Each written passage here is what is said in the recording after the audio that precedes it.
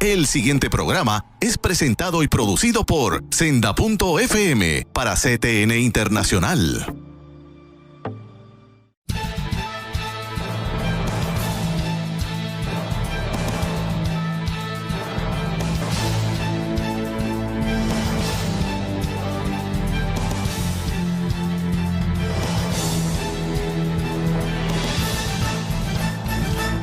Saludos y bendiciones, muy buenas noches a todos, bienvenidos a esta edición de Alerta Cristiano, programa que es regularmente conducido por nuestro hermano y amigo, el licenciado Eduardo García Resach, y que en esta ocasión, ¿verdad?, por un merecido receso y descanso por su salud, ¿verdad?, no está con nosotros. En sustitución de él, les habla el pastor Rafael Torres Sacur, pastor de la iglesia Renuevo Justo en el pueblo de Humacao.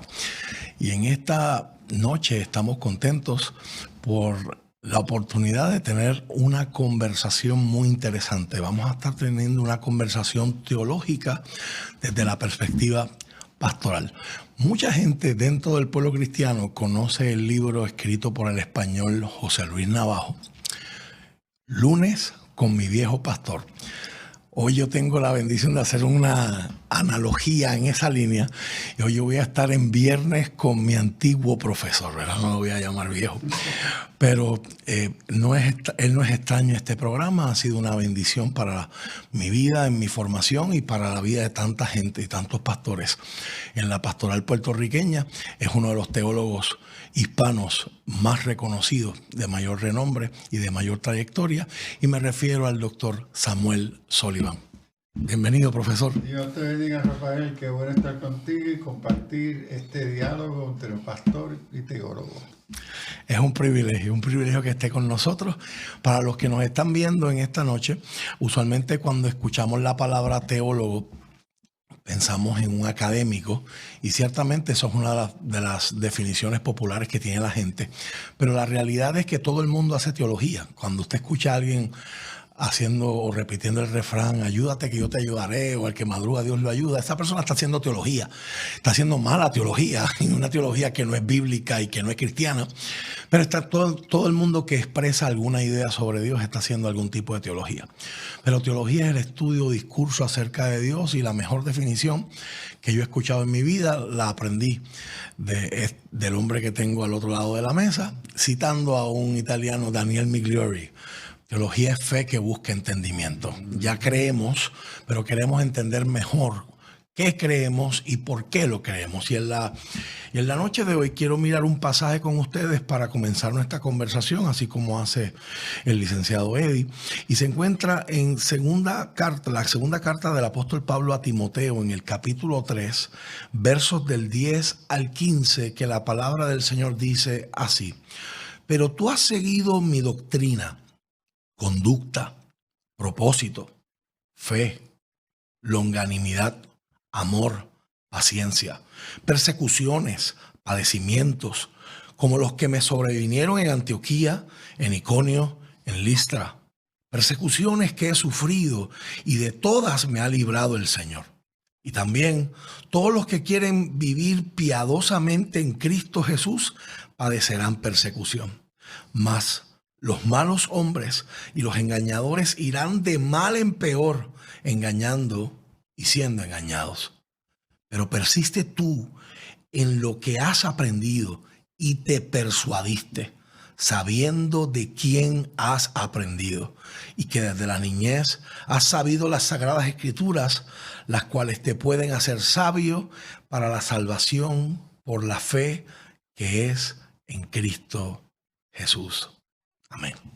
Que Dios bendiga su palabra en nuestras vidas y que ella guíe nuestra discusión en la noche de hoy. Me gustaría, doctor Sullivan, comenzar con una pregunta. La idea de hoy es mirar la iglesia de Puerto Rico desde una perspectiva pastoral, pero un pastor haciéndole preguntas a un teólogo, a un académico de la talla de usted. Me gustaría empezar con una pregunta así. En el año 2025, el doctor Samuel Sullivan, ¿cómo el doctor Samuel Sullivan mira la iglesia y la pastoral puertorriqueña a esta altura de la historia? Bueno, gracias por la pregunta y la oportunidad que el Señor nos brinda en este día a mirar este tema. Primero, comenzaría reconociendo que la iglesia es una. Ella es santa, ella es apostólica, ella es una y es universal.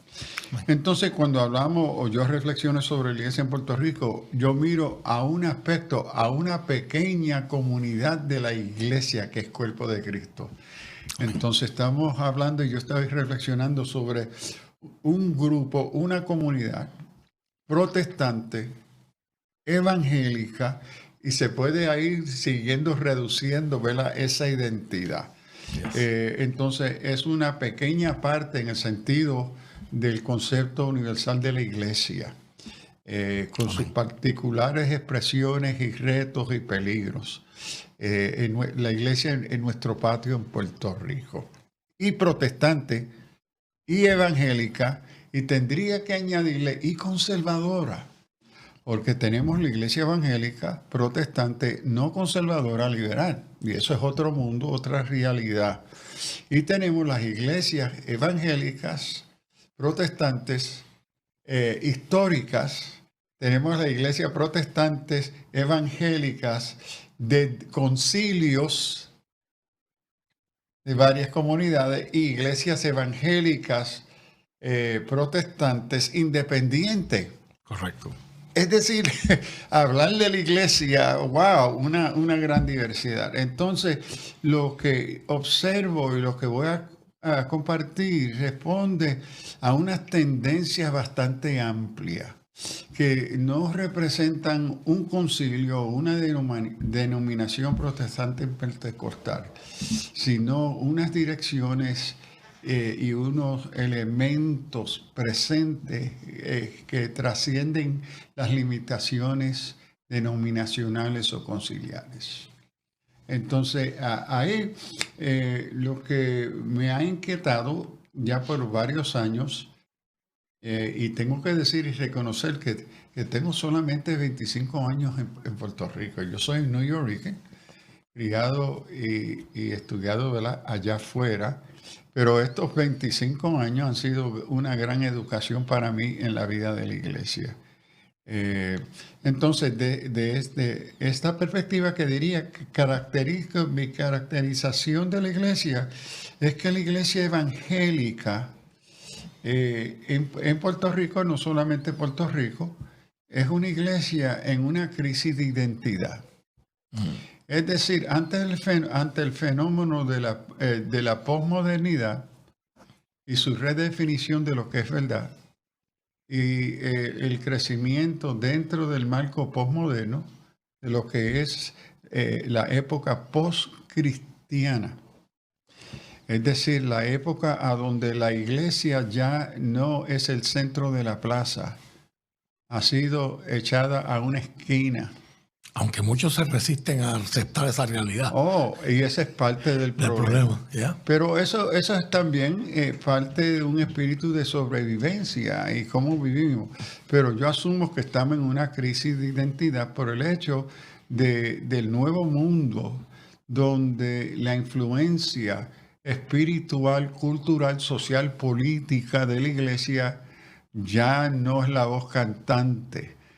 Antes la iglesia estaba antes en la plaza, fue construida en la catedral, porque ella era la que definía la sociedad, la cultura, la política, el negocio, todo era definida, dirigida por la iglesia, sus principios, sus valores, su poder social, político, cultural. Eso ya no está. Entonces estaba el nuevo mundo, pero hay aquellos que viven en la negación, que todavía Puerto Rico, la isla del Cordero. Okay. Entonces, lo que observo, teniendo el privilegio, la bendición de trabajar con iglesias históricas, iglesias independientes, iglesias bautistas, presbiterianos, pentecostales, discípulos de Cristo, y para mí eso ha sido un gran privilegio y bendición, es ver la iglesia con una óptica que el pastor o la pastora típica no tiene.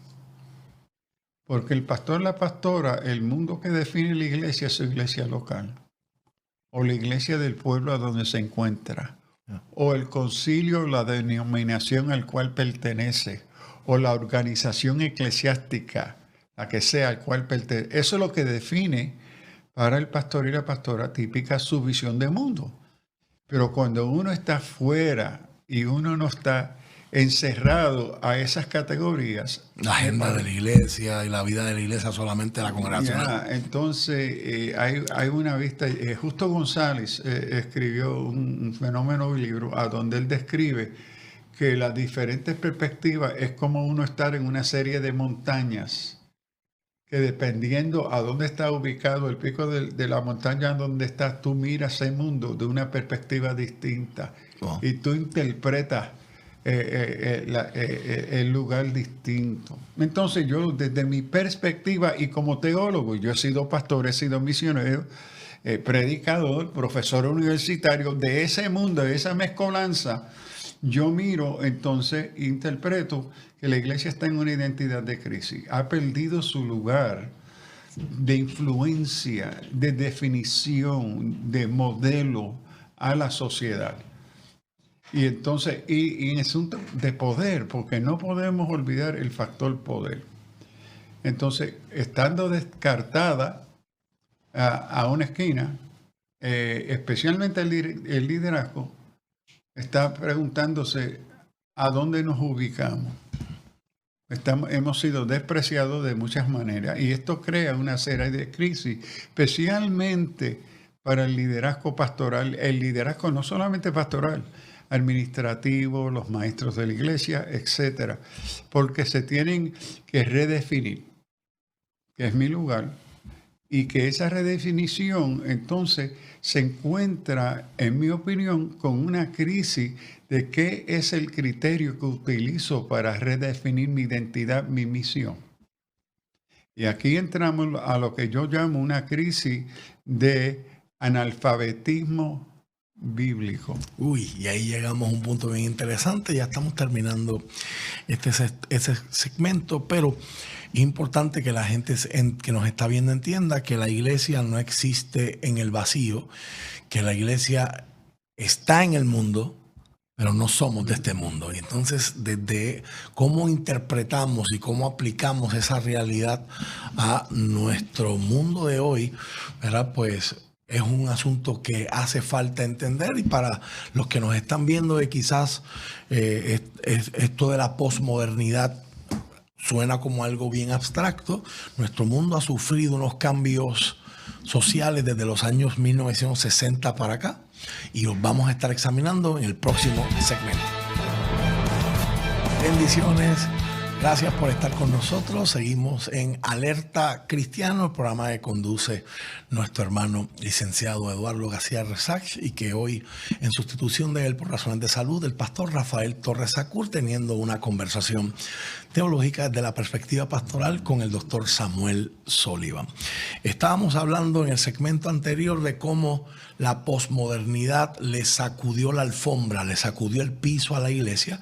Estos cambios que comienzan en la década de los 60, pero se van extendiendo en la última mitad del siglo, donde el mundo pasa a un plano de relatividad, donde ya la verdad no es absoluta, donde todo es relativo, cada quien puede creer lo que quiera. Hay una rebeldía en contra de toda figura de autoridad, porque ahora el centro del universo no es Dios. La verdad ahora ya no viene ni a través de la fe, ni viene a través de la razón, ni viene a través de la Biblia, ni viene a través de la ciencia. Ahora la verdad es lo que yo diga que es verdad.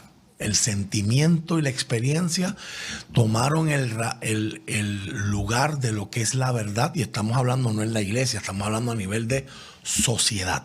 Y eso obviamente le sacude el piso a la iglesia, porque el doctor Samuel Sullivan en el segmento anterior nos decía, de una perspectiva, podemos llamar de la misma arquitectura, como en la plaza del pueblo, que era el centro de actividad donde todo el mundo se conocía e interactuaba, ahí estaba la iglesia como centro y como referente.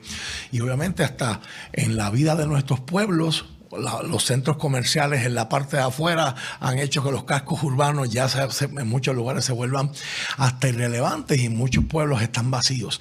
Y cómo la iglesia ha tenido que reaccionar a eso de que ya no somos por la sociedad vistos como el referente de lo que es la verdad, ha producido una serie de cambios que el doctor resume como una crisis de identidad. Fuera del aire, el doctor estaba utilizando una metáfora reaccionando al comentario con el que cerramos, donde decíamos que el llamado de la iglesia es: estamos aquí, vivimos, estamos en el mundo, pero no somos de este mundo. ¿Puede compartir esa metáfora, doctor? Bueno, sí, la escritura es clara y Pablo y Jesús lo reconocía, pero nosotros, si miramos en nuestro momento que vive nuestro pueblo, estamos viviendo en las comunidades extranjeras que viven en nuestra isla, indocumentados, inmigrantes, etcétera, viven ahora un terror de ser echados fuera por el gobierno, por ser extranjeros. Y entonces yo miro eso y digo, la iglesia es una comunidad de resident aliens. ¿Cómo se traduciría eso? Extranjeros residentes. De extranjeros residentes, con una tarjeta verde. Pero no estamos en este mundo, no somos este mundo. Pero lo que observo es que ante esta crisis, la iglesia, gran parte de ella, quiere ser ciudadano de este mundo. No quiere ser extranjero. Wow. Entonces, esta es parte de esa crisis de identidad. Es más cómodo. Sí, es decir, no es tenemos que ser perseguidos, somos recibidos, no sufrimos crisis de identidad, y especialmente el liderazgo. Ahora, ¿qué sucede? Que ante esa crisis responden otras crisis, que ante la crisis de identidad, a donde tengo que redefinirme quién soy. Entonces ahí el creyente, la iglesia, es llamada a mirar qué es la fuente que te define, qué es la fuente de tu verdad. Y esto responde a unos elementos de la posmodernidad, que toda verdad es relativa, es una construcción social o una construcción comunitaria, hermenéutica, que participan y comparten y afirman. Entonces, parte de lo que observo en esa crisis de identidad, históricamente o en práctica se habla que las Escrituras es palabra de Dios inspirada por el Espíritu Santo. El versículo que no leímos, versículo 15 de 2 Timoteo 3, ¿verdad? Entonces lo afirmamos, pero cuando miramos el comportamiento de la comunidad cristiana, no es verdad. Y no vivimos a la altura de ese verso. Sí, es decir, que fácil es decirlo, otra cosa es vivirlo. Y entonces lo que observo más y más, que ante la relatividad, no, ay Señor, perdona aquí, que tengo que apagar esto. Ok, perdonen que esto... Ante la relatividad de la verdad, lo que observo es que parte de la crisis de identidad es que en muchos casos la congregación típica sufre de una crisis de analfabetismo bíblico. En la sociedad que estamos viviendo, estamos predicando y compartiendo un evangelio, una espiritualidad, pero vacía de la palabra. Una espiritualidad que se define por las emociones y las experiencias. Emociones y experiencias son muy importantes en la vida cristiana. Correcto. Pero son emociones y experiencias producidas por la transformación de nuestras mentes. Y moderadas por la Escritura. Por la palabra. Entonces, vivimos que entre los servicios menos asistidos en la iglesia es el estudio bíblico. Entonces, ante la crisis de redefinirnos quiénes somos, estoy observando el peligro que lo que me define como cristiano ya no es la Biblia, es la sociedad. Ahora, ¿por qué creo esto? Porque ante la crisis de identidad de la iglesia nos lleva a una crisis de autoestima y inferioridad. Y ante la inferioridad uno busca ¿Cómo yo restauro mi autoestima? ¿Cómo lo compenso? Exacto. ¿Qué es aquello que logra que se me reconozca? Y lo que observo es que la iglesia, gracias a Dios no todo, pero es una tendencia que estoy viendo, mira al mundo para ser aceptada. Uno mira la arquitectura de los nuevos templos, de iglesias que son prósperas, iglesias bendecidas por Dios. ¿Y qué es lo que encontramos? La iglesia, ahora construida, es un estadio. La iglesia es un teatro. Que aquella arquitectura que representaba el carácter, una identidad particular, que en cualquier ciudad en el mundo tú vas y tú dices, eso es una iglesia. La iglesia abandonó, la iglesia posmoderna, en crisis de identidad e inferioridad, busca ser aceptada por transformar su lugar de adoración en un teatro. Wow. Convertir el culto en entretenimiento, entertainment a la Hollywood, a arquitectura de estadio. Entonces, ¿por qué? Porque el mundo secular que los desprecia, que los ha desplazado, miran a ese mundo para ser aceptados. Es decir, que mi sentido de inferioridad se va a fortalecer, mi sentido de ser despreciado, si yo vivo y actúo y acepto los valores de ellos, porque puedo identificarme con ellos. Entonces lo vemos en la arquitectura, y es interesante que en la arquitectura se nos enseña, ¿verdad?, que la forma arquitectónica responde a su función. Y entonces la función del teatro, la función del estadio, responde a personas que vienen a ser entretenidas. Correcto. Y entonces hemos transformado y estamos transformando nuestros lugares de adoración cristiana en lugares de entretenimiento, a donde la gente viene para ser entretenidas. Porque en el estadio, en el teatro, el que llega no participa, es observador. Es un espectador pasivo. Espectador. Entonces, entre las implicaciones teológicas de lo que la prioridad doxológica de la iglesia, que es adoración, ya cómo se ha redefinido el lugar a donde se llega para adorar, ya no es adoración. La adoración no es un acto de espectador. No es tampoco corresponde a unos supuestos muy posmodernos y modernos de la individualidad. Es un conjunto de llaneros solitarios, individuos que se reúnen en un lugar como espectadores y se atreven a llamar eso eventos de adoración. Wow, tremendo. Ya estamos terminando este segmento. Es importante que los que nos están viendo entiendan que aquí no estamos lanzando una crítica de si usted tiene un proyector, una pantalla digital o tiene un buen equipo de sonido en su templo, sino que el doctor está trazando hasta el elemento arquitectónico como una señal o un fruto, una evidencia de lo que está pasando quizás dentro de nosotros, en nuestras psiquis colectivas como iglesia.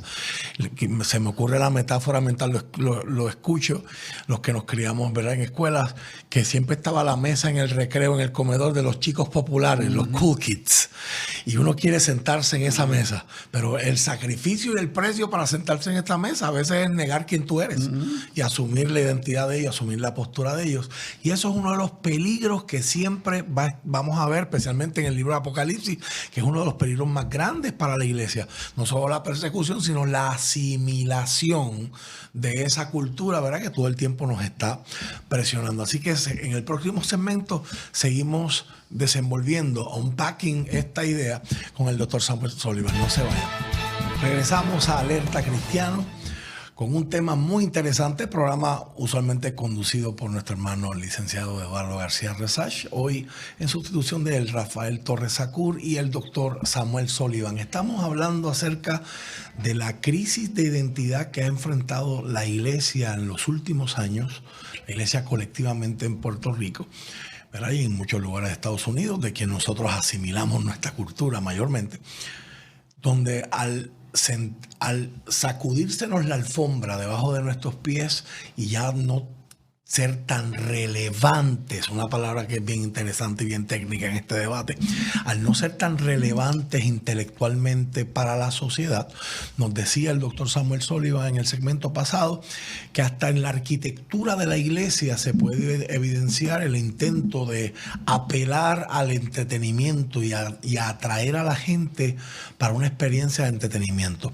Pero el doctor Samuel Sullivan nos enseñaba, y vamos a seguir hablando acerca de eso, de que la adoración es una experiencia que es participativa, no puede ser pasiva, no puede ser yo sentarme en una silla y ver algo que está muy llamativo y mucha pantalla y mucha cosa, sino que tiene que ser algo donde yo participo y yo soy transformado como resultado de esa respuesta, ¿verdad? Porque la definición de adoración es que es una respuesta.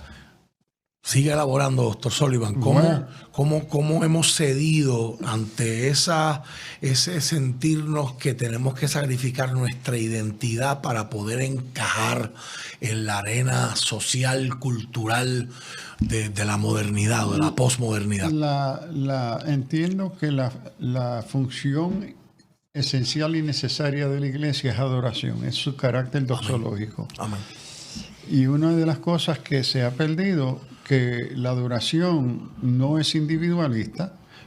El cuerpo de Cristo no se compone de individuos, sino es transformado en una comunidad compuesta de un cuerpo con muchos miembros. Amén. Pero lo que observo en la crisis de identidad, que es una comunidad religiosa, donde su adoración es el resultado de motivaciones psicológicas y no el fruto y la obra del Espíritu Santo en la vida transformadora de aquellos que se reúnen para adorar. La adoración cristiana es contra natura. Wow. El hombre y la mujer no nacida de nueva es una forma que lo describo, es idólatra.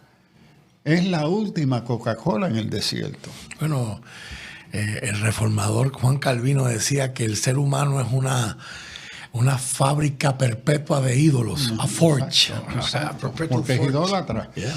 Y el ser humano es incapaz de adorar a Dios.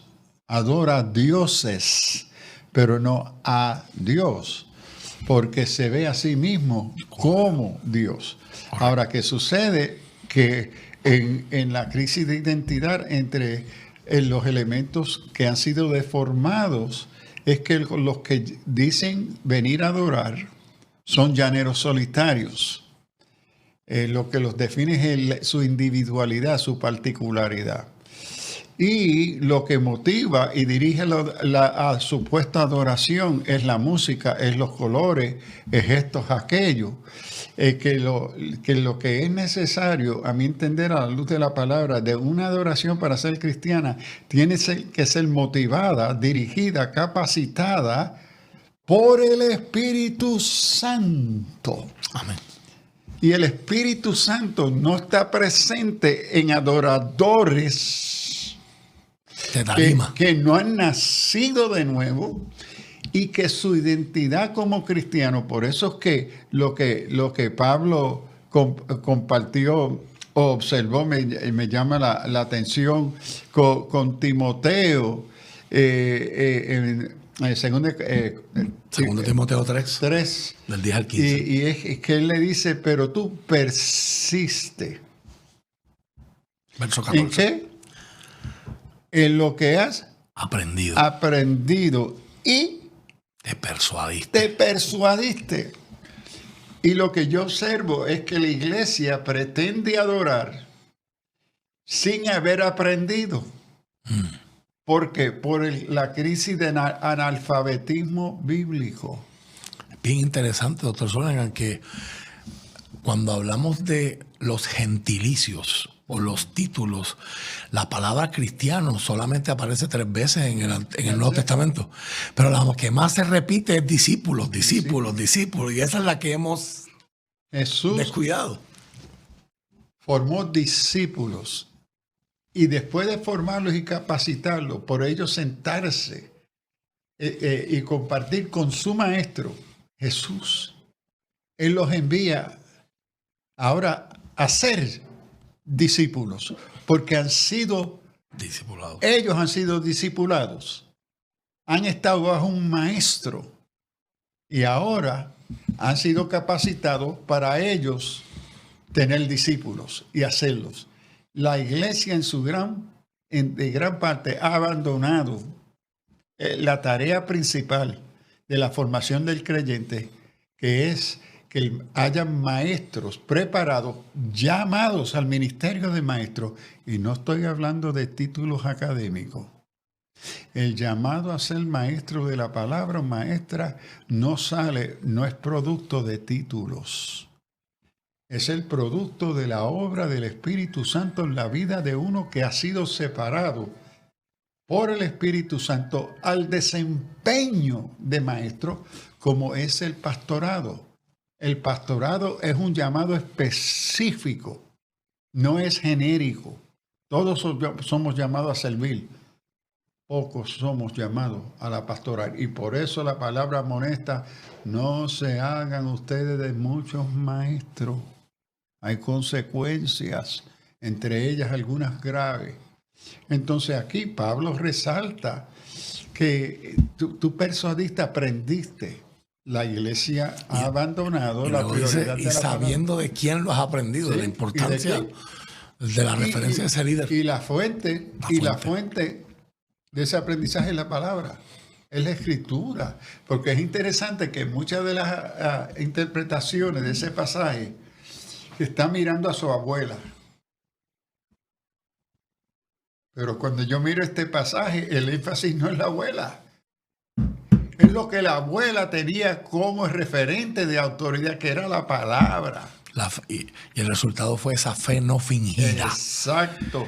Porque no puede haber convicción sin entender. Entonces hay una convicción que yo creo que la Biblia es palabra de Dios, pero resulta de mis emociones, de mis experiencias y no de mi comprensión de ella. Wow. Pregúntese, y esto yo he hecho esta pregunta en cuántos lugares, cuántas veces. ¿Cuánto tiempo usted pasó en video games? ¿Cuánto usted pasó en novela? ¿Cuánto usted pasó esta semana en deporte? Calcule las horas. Ahora, usted es un buen cristiano que cree que la Biblia es palabra de Dios. ¿Cuántos minutos usted pasó estudiando la palabra esta semana? Entonces te pregunto, ¿a dónde están tus altares? Yes. ¿A dónde está tu idolatría? ¿A dónde está tu convicción? Lo que te persuade. No es la Biblia. Entonces esta es la crisis que también lo vemos manifestado en la crisis de identidad, porque ya la Biblia no me define. Y es peligrosísimo porque vivimos en un tiempo, doctor Solana, donde no hay excusa. Hasta la ciencia se han publicado artículos, estudios muy serios de la transformación que se evidencia en el ser humano si interactúa con la Biblia por lo menos 4 veces a la semana. O sea, tenemos hasta la data científica y con todo eso, ¿verdad? Para la gente no está viendo. O sea, no es que aquí estamos criticando el que usted piense un servicio de adoración con excelencia, porque con la excusa de la excelencia se da esa tensión donde los dos extremos son malos. O sea, aquí we are not advocating, aquí no estamos diciendo hay que dejar todo lo tecnológico, aquí no queremos excelencia musical. Dios se merece lo mejor, pero si el efecto de la gente es que voy a la iglesia para sentirme bien y tener una bonita experiencia, pero esa experiencia no me está transformando. ¿Qué pasa con ese cristiano que sale de la iglesia en su familia? ¿Qué pasa con ese cristiano que sale de la iglesia en su trabajo? En el área del gobierno, en el área de las finanzas, etcétera. Bueno, es parte, creo, de la crisis que tenemos de identidad y peligro de la iglesia. Unos años atrás en mi libro yo traté ante otro mundo de los 90 y los 80. En mi libro escribo una crítica dentro del mundo teológico filosófico. ¿Cómo se llama su libro? The Spirit, Pathos and Liberation, el espíritu, pathos y el espíritu. Y lo que yo criticaba dentro del mundo académico, filosófico, teológico, del cual yo era parte y soy parte, era que había lo que yo llamaba un passion impairment. Es decir, que el racionalismo le había cerrado a su concepto de Dios la pasión, el afecto. Y negaba que Dios, según Aristóteles, que Dios en sí, lo que afirmaban es que Dios es apático.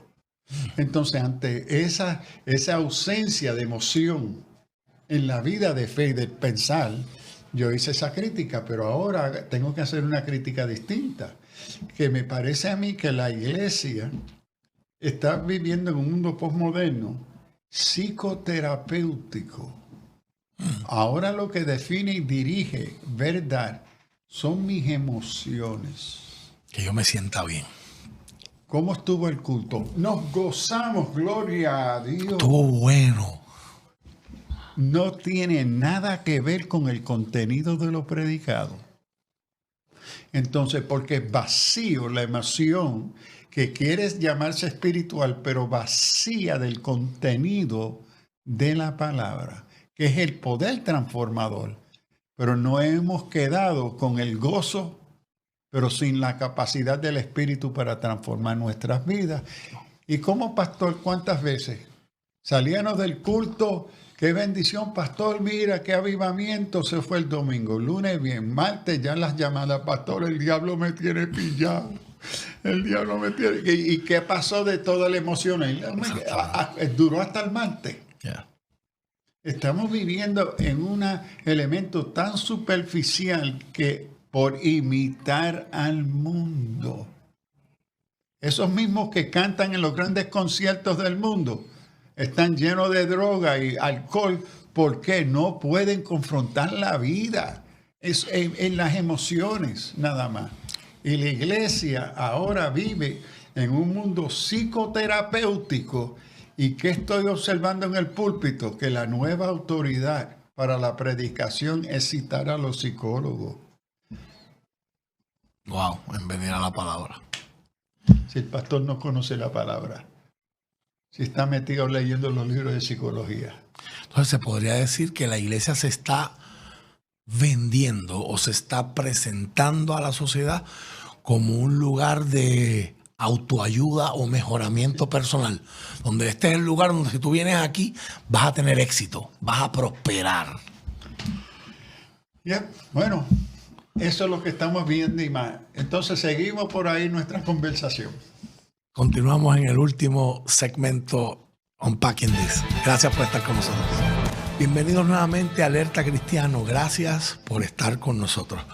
Rafael Torres Sacur, comenzando con el doctor Samuel Sullivan. Así que la iglesia entonces debería mercadearse, profesor, como este es el lugar donde si tú vienes vas a tener éxito y vas a tener una buena experiencia y vas a salir sintiéndote bien nada más. Bueno, primero yo diría que no dejó de ser iglesia, vamos a ser claros, es un centro religioso. Wow. Que se une a la gran historia de las religiones, que siempre en la historia humana se han manifestado una multitud de distintas experiencias religiosas. Entonces, en ningún lugar en la escritura el Señor, la palabra me llama a ser exitoso. Mire lo que leíamos. Persecuciones, padecimientos. Eso suena como para de sufrir. Eso suena como prosperidad. Y cuando mal usamos por el resultado del analfabetismo bíblico, manipulamos la Biblia para decir lo que yo quiero. Todo lo que pidas en mi nombre te lo daré. Como pastor, en una ocasión, llamo a uno de mis hermanos muy apreciados de la iglesia. Yo tengo la mala costumbre de orar con ellos en el altar cuando hay horas de intercesión, de petición.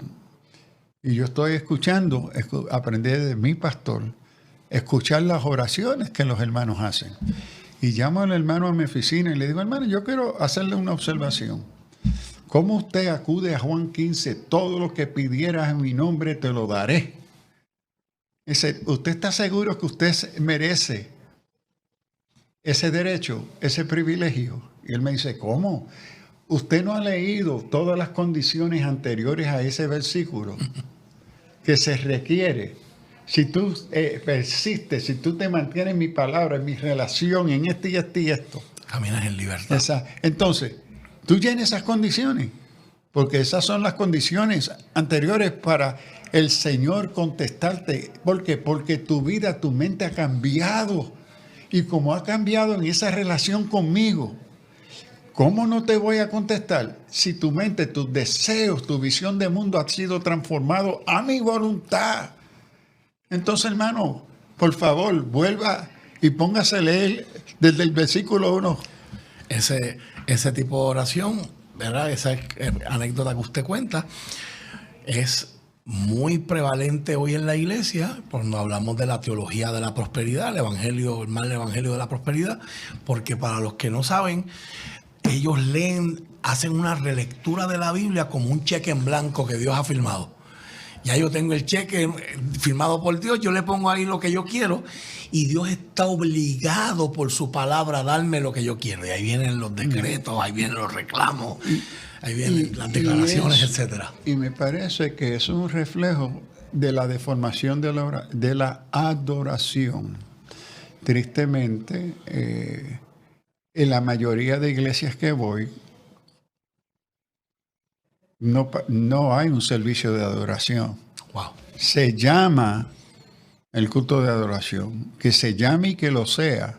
Son dos cosas distintas. Entonces, como la gente no piensa en su fe, lo quieren sentir, sin entender, sin conocerlo. Cuando examinen la mayoría de los casos, no todo, nada de lo que se cantó en adoración son cantos de adoración. Son cantos de petición. Dame, quiero, ayúdame, guíame, bendíceme. Es todo yo. Eso no tiene nada que ver con adoración. Wow. Hay un lugar en el culto, en la liturgia bíblica de adoración para peticiones. Pero en la postura bíblica de adoración nunca se comienza con petición. Se comienza con arrepentimiento, que es otro elemento que está ausente de nuestros servicios de adoración. Nosotros entramos como justos para pedir, no para adorar. Esto se debe, consecuencia de 9, de analfabetismo bíblico. Sí, no se está enseñando las escrituras. El pueblo es ignorante y tristemente, en mi opinión, la congregación es víctima del analfabetismo pastoral. Porque a quien el Señor le ha delegado la tarea de discipular, no entretener, es enseñar, es a la pastoral. Correcto. Y aquellos que la pastoral capacitan para acompañarle en el ministerio de enseñanza con otros maestros y maestras. Entonces, ¿qué sucede? Ante el vacío o la poca prioridad de enseñar, educar la congregación en la palabra, la congregación se convierte víctima de repetir lo que ve. No es lo que ha aprendido, lo que a donde ha sido persuadido. No, lo que ha aprendido. Si no lo ha aprendido imitando, no por entrar a la palabra. Esto contribuye a la crisis de la ausencia de adoración. Lo que hemos fortalecido es la motivación de experiencias y emociones por la música, por la tecnología, que construye una falsa realidad espiritual. porque quiere reproducir aquello que solamente el Espíritu Santo puede producir. Los otros días, en una conferencia, en la tercera conferencia teológica pentecostal en Puerto Rico, tuve una experiencia extraordinaria. Comienza la apertura de esa mañana en adoración, buen estilo pentecostal, buena adoración. Entonces, viene un pastor que va a dirigir y comienzan a cantar. Y cuando comienzan a cantar, de momento yo siento algo en mí, yo digo, something's different. Señor, ¿qué pasa aquí? ¿Qué pasa aquí, Señor? Y lo que veo por primera vez en años, y no exagero, podía oír la congregación cantar. Y cuando yo veo la alabanza y la expresión y la pasión y la alegría de ellos reunidos para adorar. Qué bello. Y yo me decía, pero Señor, ¿cómo? Porque no había ningún instrumento. Estaban cantando a capela. Oh, wow. Porque no se invitó a nadie para tocar o cantar. No, era... Y me entró, bueno, tengo que admitir que me eché a llorar.